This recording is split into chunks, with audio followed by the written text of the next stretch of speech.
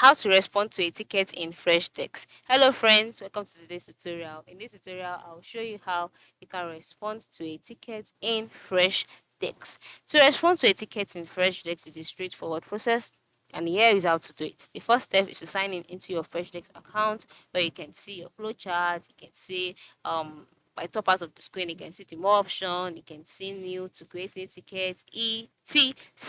So as you can see this, the next step is to move to the left side of the screen, where you can see some icons which includes dashboard, tickets, companies and contact, etc.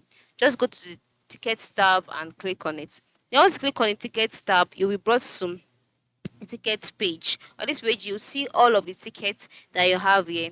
So the next step is to select the tickets you wish to respond to from the list. Each ticket displays the source, um, displays the ticket ID, priority, and status. Alright. So the next thing is to click on reply.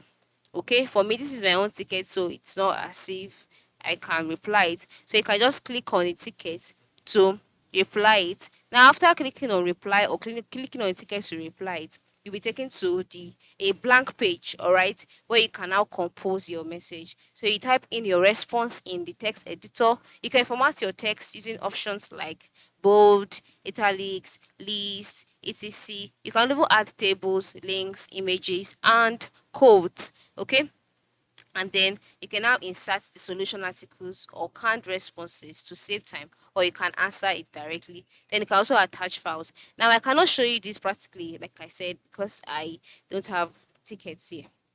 So just follow what I'm saying and you definitely get it. So after selecting it, if you want to attach files, you'll see the attach file icon at the top part of the screen, where you can attach your files. Then once you're done, click on send, and just like that, your response would be sent to the customer. And you have to remember that your replies are automatically saved as draft approximately 30 seconds after you type them.